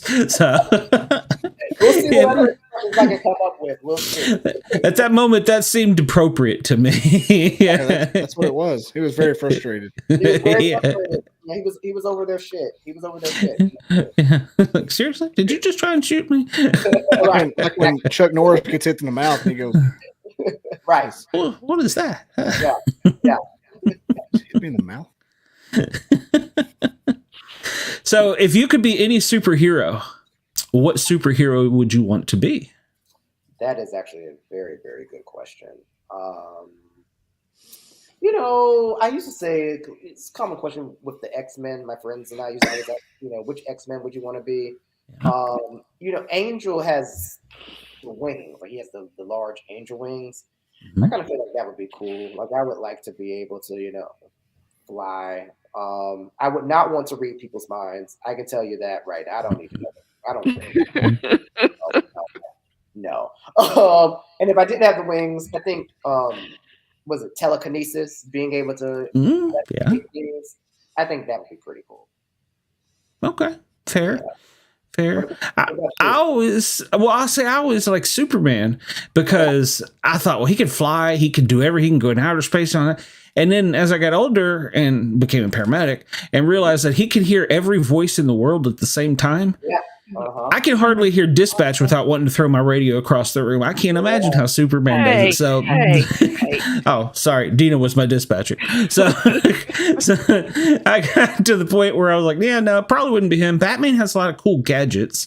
Yeah. So the Hulk likes to smash things, and that fits me as a fireman. Mm-hmm. So if you put the Hulk in a fire suit, that would probably do. So.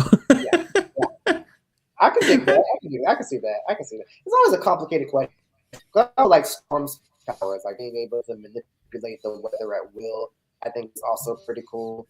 I don't know if I want to be super. I don't know if I want super speed like the Flash. I don't know if I want that. But that's a good question. Yeah, give me Angel's wings, and I'll call it a day.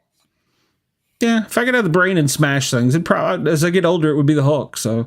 That plus he just seems annoyed all the time, which seems to fit me according to my family. So I understand. Dina, what about you? Money and toys. I don't don't know. I have to think about that because I wouldn't want wings on me all the time Mhm. till I die. Yeah. Right. Exactly. Yeah. Okay, we'll give you that one. Um. Gosh, I don't know. I really. Hmm.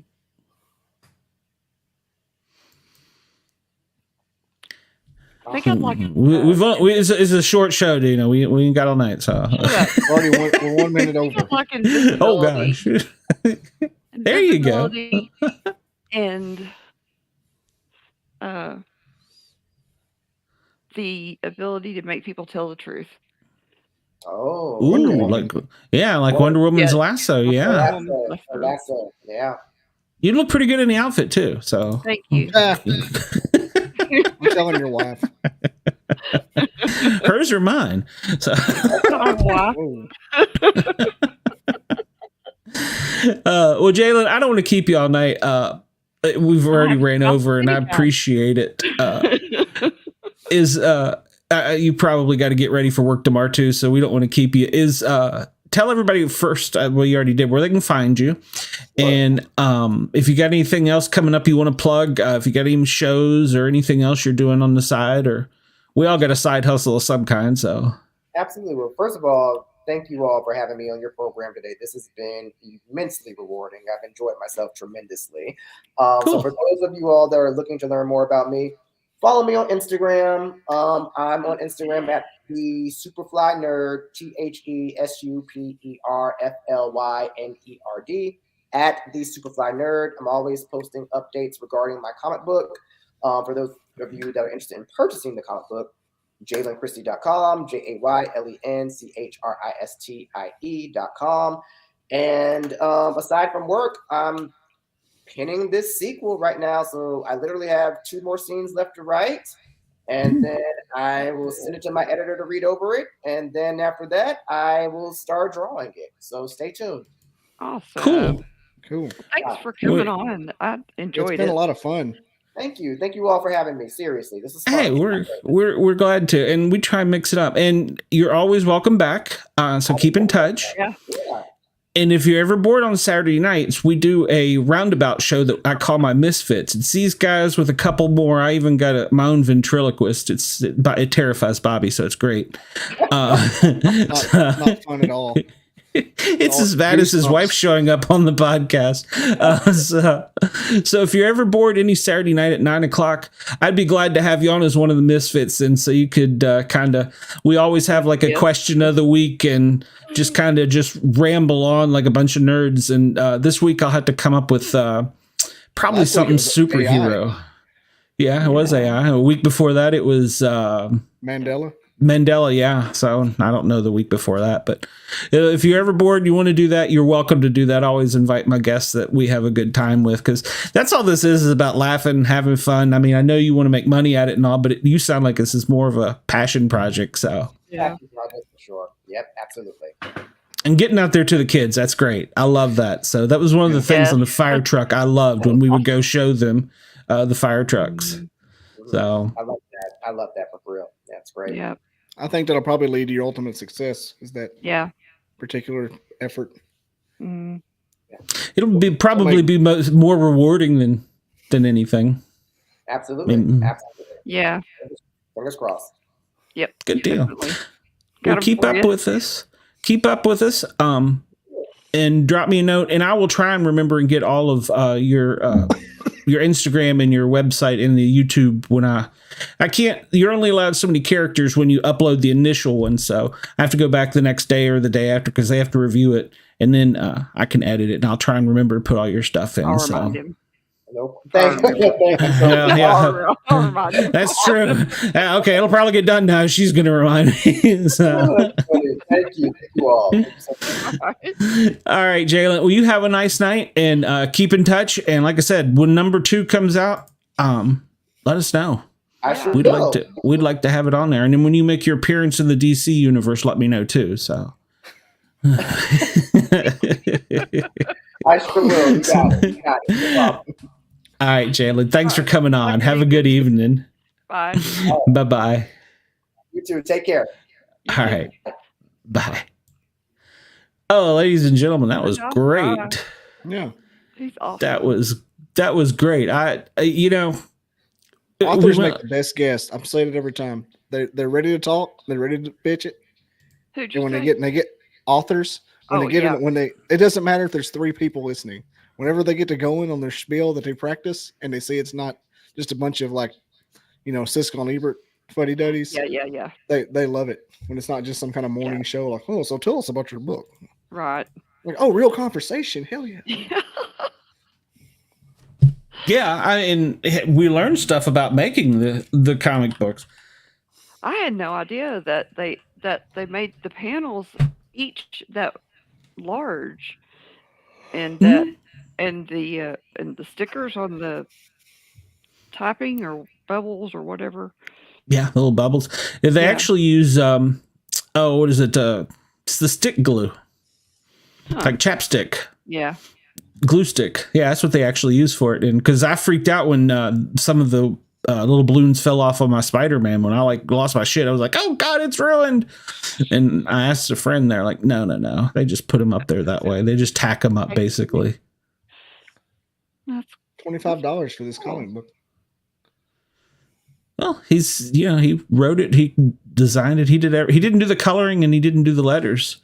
But it looks pretty cool looking. It looks legit.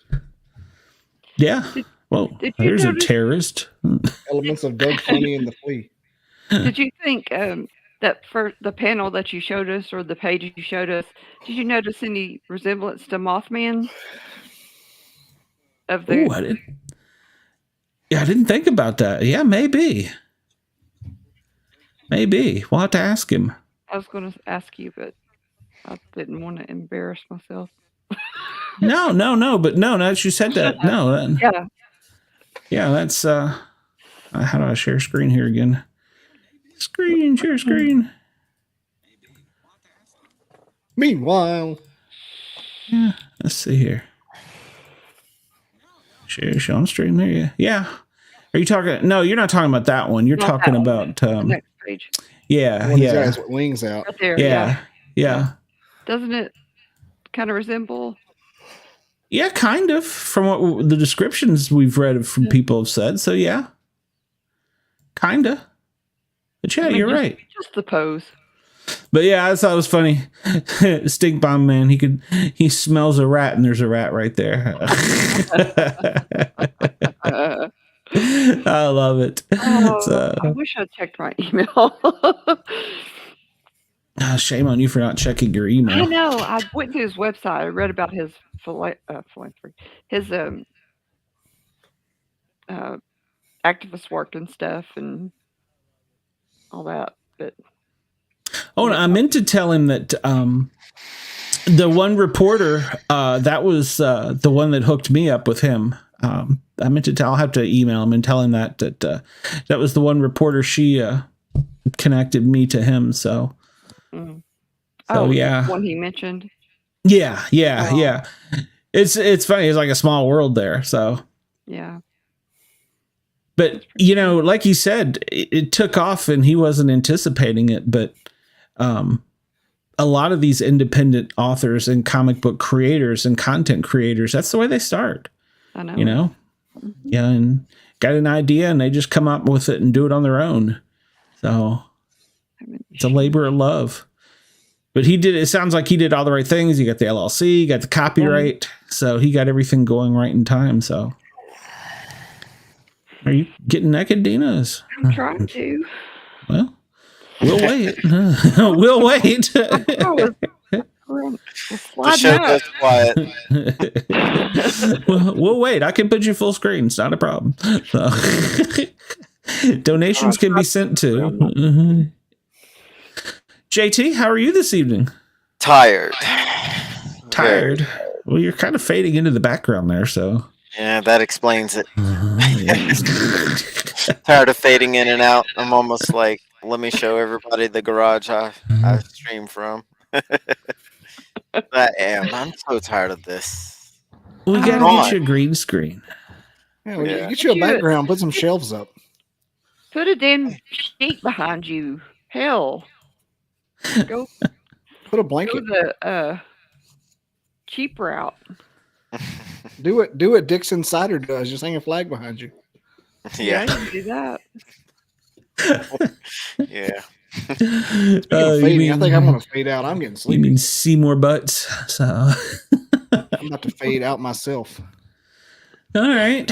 Well, you had a stressful day today. Thank you for coming on, Bobby. It was fun. It I was. have another one. My show tomorrow night starts now. It's going to be so late. But it's a guy from Ancient Starts Aliens, so I right can now? power through it. What is it? Starts Oh. at 9. Starts at 9 p.m. Central. Oh, And you say it's who? Central. It's a guy from Ancient Aliens. Ooh. 9 p.m. Oh. Central is already passed. I know, but it's like it'd be going right now. Oh. His name is Reverend Michael Carter from Ancient Aliens. Cool. I can't remember how I got in touch with any of these people either. I'm like, I just want to thank folks. I'm like, I can't remember. It's like I look at my calendar and they're in there. Well, Like, are you when in? did I do this? Are you in? Yeah, and then you look at my calendar and you're like, "What has Glenn got me doing now?" So, are you in any of the Facebook podcast Need a Guest groups? No, You I should don't do need a that.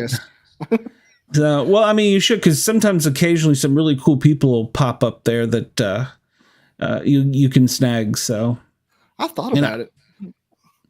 Because I've been doing. Yeah, I've been doing that here lately, and actually, I pimped you out not only to Vic but to another guy, and he's like, "Oh, you mean Corey's friend?" I was like, "Yeah, Bobby, Corey's friend." So, Corey's friend. Yeah, is that the guy? It's the guy. he's a comedian on the looking- West Coast. So, I've been going down into. I've been trying to kind of whale a little bit, and I've been on IMDb and just searching for anything with Bigfoot in it, trying to find documentaries. And I've got a half a dozen Bigfoot documentarians coming on. well, don't steal the Spirit in something, the new one coming out, because I've got the actors coming up. I just signed her the other day for that, so I don't have it on the. Well, I mean, booked her on the Goddamn agent over calendar. here. That's it. God, what's the Guaranteed name of the money on the movie? table.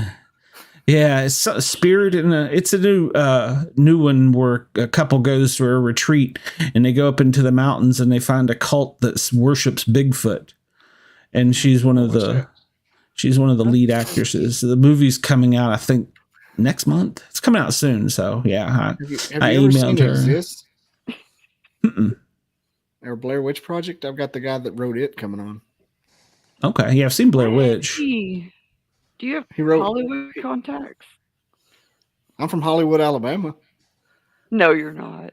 There you Yeah. go. Liar. Went to Hollywood Elementary, home of the Hawks. Caw-caw, caw-caw. I did. I went to Hollywood Elementary. Wow. Yeah.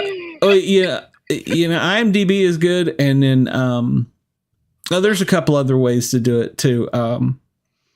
I should send you. Somebody sent me I got a spreadsheet where somebody has already got like 30 people already looking to be on my show, and they did all the work for me for free. So I should send you that. So I've got a strategy that's working, but it's really every once in a while I'll get somebody who's insane. And I'm clear. Yeah. yeah, you were part of that strategy. Mhm. That's how you ended up here. You see this right here? I do. This right here. I was born and raised right there, and there's Hollywood, Alabama, Oh, right over the mountain there. yep. There's Hollywood that. School. I love how two of the Google highlights are gun stores. Yeah. There's nothing else out there. I think there's any other businesses between Pikeville and Hollywood besides No, meth dealers. That's Lower Alabama, isn't it? No, that's up north. Is it? Okay. There's the Tennessee Dang. line. Oh, Tennessee okay. and Georgia. See how close I was? You There's were. Chattanooga. I'm right up at 'Cause I- Chattanooga. Because I was raised right in here, and we would get Chattanooga stations quicker better than we would Huntsville because of the mountains. Yep. The mountains run right there. That's all. Mhm. That big green spot right there. It's all a mountain, Mm-hmm. and I was raised right in there. Chickamauga. It's a wonder you made it out. I'm still going back one day. Going back to where? Back home. Right now, I live right here. Oh. And Sioux City. I was born right here. Oh. Yeah, Where's your wife from? Yeah. Right. She's from right here. Yeah. We met. We met right here. Oh. Tuscaloosa. Home of the Tide. I didn't ask Jaylen what college he went to, so. Oh, darn. He said, See if on his bio. Oh, it might. Yeah, well, he lived down there. But if he lived down there, he might have wanted to get away from down there. So he might have went somewhere else, So. I think he might have. Live right there. The Flint River. Wow. No, it's houses. Oh. My house. Oh. Yeah. At the Flint River right now. Everybody knows where you live now. Well, come see me, shit. Bring Bigfoot. my wife's dad's from right there, and I'm from right here, across the mountain. It's all in the mountains. Yeah. Yep. Said California's the place you ought to be. Yep. So we loaded up the truck. And with that, I'm going to bed. We'll see y'all later. All right, Bobby. Have a good night. My eyes are hurting. All right. Well, we'll see barefoot, you. Bobby and the CDB. Well, Todd's on the way to get you, so. He is. So, JT, how are you? Oh, I've been outside working today. Yeah, I saw that. Yeah. Pretty tired. That's what a working man does, so. Mm-hmm. Yeah. Wore me out. I don't have no energy for this. You were the one that always gets on me. Go take a nap so you're ready. So, but I didn't stop until it was time for Big Brother to come on. yeah. Oh, I missed the show tonight. I'll have to watch it again. Yeah, but Really good. yeah, it was. But the aftermath and what's being talked about in the house is not good. Shh. Don't tell me. Yeah, you might want to go check it out. Our favorite villain may have gotten a life. Mm-hmm. What? So, yeah. I don't think it's confirmed yet, but I think. Everybody on the groups are all saying that everyone is saying keep That he what? Keep him. That they want to keep him now? Yeah. They're gonna send No. Cameron home. Oh, bullshit. No. He's telling the truth. He's telling the truth. The last I looked earlier today, they were just kicking the idea around. I forget. Was it America who started it? I forget who. Yeah, it was. America is the one that started it, and that's like, what the hell is she doing? What Right. what is? I don't know. I don't know what life is anymore. Yeah. That got me depressed if he stays. Like, it ruins my day. Fair. It isn't fair. That's what I'm Well, I mean, the thing is he could be the reformed villain now, but see, he's went around and apologized to everybody. So who is he going to go after? And so everybody that doesn't know, we're talking about Big Brother, the TV show. So yeah, sorry, we'll have to qualify this, but yeah, we're talking about the Big Brother show. And tonight CBS aired the Power of Veto, which is where they try and save somebody that's going to be evicted from the guest house. So. I was so happy. I laughed the whole time. Like, watching his face, I just laughed until the show went off. I just couldn't stop. And then I went to Facebook and got on Facebook and saw groups, Big Brother groups, and everything is talking about he's staying. I'm like, what? That went instantly from laughing to almost crying. He's the Negan of that house. I'm telling you. Negan squirmed his way out of it. I guess he can too. Yeah. Well, have we got confirmation that Blue knows? Anytime I think of Blue, I just laugh. Oh yeah. Yeah. I think he told her, but I don't think she figured it out. Yeah, I think he did tell her. sort of slipped out, but I don't she didn't. know that she I don't caught think it. she figured it out. I don't think she caught it. Yeah. Oh God, she's as dumb as a box of rocks. Oh So, yeah. Oh yeah. but she's playing her part. So Yeah. Yeah, but she still like even after their little romantic moment, that she still was talking crap about him behind his back. Mm-hmm. yeah. So Yeah. she's still playing the game. And Yeah. somebody said that she didn't do what we said she did. That they were only making out. Oh I don't know. I've only seen a GIF, but What did you Yeah. say she did? God, I don't even know if we should say on here. well, let's see. How can I politely say this? She used her power orally. Okay. Yeah, you got it. Yeah. It was an oral exam. Yeah. But he only took the test for 1:43 seconds if the thing was right. Wow. It's been 2 weeks. Come on. Short.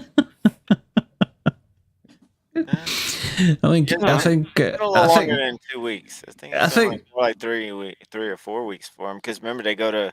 Oh yeah, they were away for a week. Yeah. Well, Yeah. I think Kyle even lasted longer. So, if that's what happened, we don't know. So we need to, I guess, go back and review the tape. But I don't know. I thought I listened really well.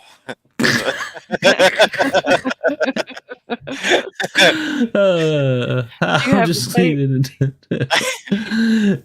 I don't know. Did you take a shot of it, JT? No. Yeah. I didn't, But he will I didn't now. Record it. I didn't record it. Yeah, like I even showed somebody else, and they said, "Yeah, that's what it seems like it's going on." Yeah, I think you could be right. So I don't know. Yeah, wait till his mom finds out. Oh, she will. I don't think flip anybody. out. I don't, unless they tell. I doubt they would. I don't know. They're immature. So they Oh. might. Dude, when she gets to the house, Twitter is going to blow up and be like, your son's an idiot. Well, I know his girlfriend's got to know by now, and her boyfriend. Yeah, I'd say that dog's probably dead. No, it was a dog. You never know. People get angry, so Yeah, but I don't know. Well, we've had a great show. We can just wind it down now since Shelton's hiding. So okay. I don't know where that little sucker's at. I don't think he's coming tonight. Well, all right. That's okie doke. Well, let's see here. I'll look at the calendar real quick. And next week on the Paranormal Guys, we got a treat. We have retired Major Ed O'Carroll from the Fairfax County Police Department. He is going to be talking about crime prevention and refusing to be a victim and what we can do, and specifically tips for females. He teaches and hosts seminars across the country showing people how to protect themselves with simple ways. So he's going to come on and give us a little 1 hour save yourself kind of thing. So I think that's going to be good. I look forward to that. It's going to be a good show. So we've went from a psychic to a cartoonist to a police officer. So we've kind of went around there. So Awesome. one of my competitors said, well, he sure doesn't stay in the paranormal world. And I said, that's why when I named the show, you moron, you should have listened. It was Paranormal. So normal. So maybe if he'd learned that, his show would be as wildly successful and popular as mine is. So, but oh well, his loss, not mine. So yeah, I got to hit a button here somewhere. Time. What's that? We have a much better time. Well, it's not all psychics and what's going to rule the world, and you can get all that somewhere else. There's the Discovery Channel for that. We're different. I think we're gonna have a psychic medium this weekend. Okay. Well, on the Misfits. So Yeah, on the Misfits. yeah. So well, there's That counts as always a misfit. well. Actually, I have another psychic coming up, and I will be having the animal psychic come back again in the very near future. So Oh no. Okay. she was very popular. So Yeah. Maybe she can help Brenda out. Yeah, she might be able to. I'm not even going to get what you're getting at. So, ladies and gentlemen, thank you and have a good evening. Nice. Bye.